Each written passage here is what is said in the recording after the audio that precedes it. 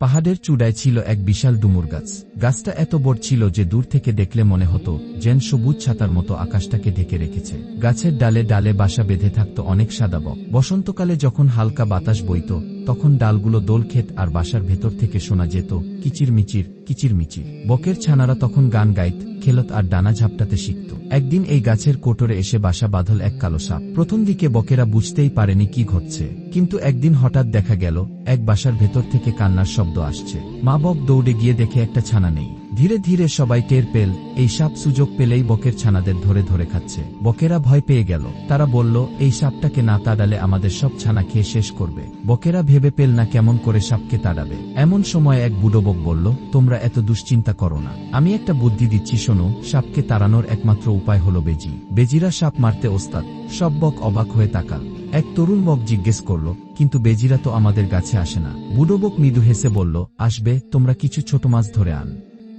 তারপর বেজিদের বাসা থেকে সাপের কোটর পর্যন্ত মাছগুলো ছড়িয়ে দাও। দেখবে মাছ খেতে খেতে বেজি সাপের কোটর পর্যন্ত আসবে।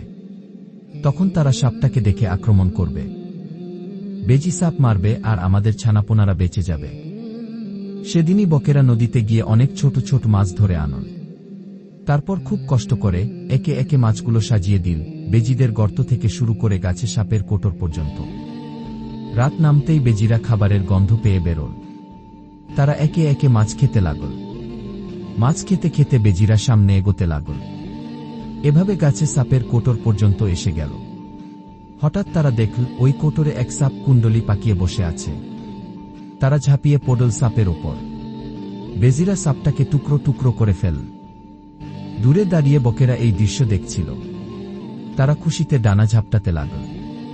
ছানারা খিলখিল করে হাসতে লাগল। সবাই আনন্দে চিৎকার করে উঠল, আমরা বেঁচে গেলাম। বুড়ো বকের বুদ্ধি কাজে দিল। পরদিন সকালে বকেরা আবার তাদের স্বাভাবিক জীবনে ফিরল। গাছ ভরে গেল ছানাদের কিচিরমিচিরে। মাবুকেরা খুশি মনে নদীতে মাছ ধরতে গেল। সন্ধ্যায় বেজিরা ভাবল, গতকাল তো এখানে মাছ পেলাম, আজকেও হয়তো মাছ পাওয়া যাবে। তাই তারা আবার ডুমুর গাছের দিকে এলো। চারপাশে শুকে শুকে তারা খুঁজতে লাগল, কিন্তু কোনো মাছ নেই। তখনই তাদের কানে এলো ছানাদের কিচিরমিচির। তারপর বেজিরা গাছে উঠল। বাসার ভেতর থেকে ভয়ে ছানারা ডানা ঝাপটাতে লাগল। মাবুকেরা চিৎকার করল, কিন্তু বেজিরা কোনো কথা শুনল না। তারা একে একে বকের ছানাগুলো ধরে ধরে খেয়ে ফেলল। গাছটা আবার নিস্তব্ধ হয়ে গেল। বেচারা মাবুকেরা চোখে জল নিয়ে কাঁদতে কাঁদতে বলল, হায়, আমরা তো এক শত্রুকে তাড়াতে গিয়ে আরেক শত্রুকে ডেকে আনলাম।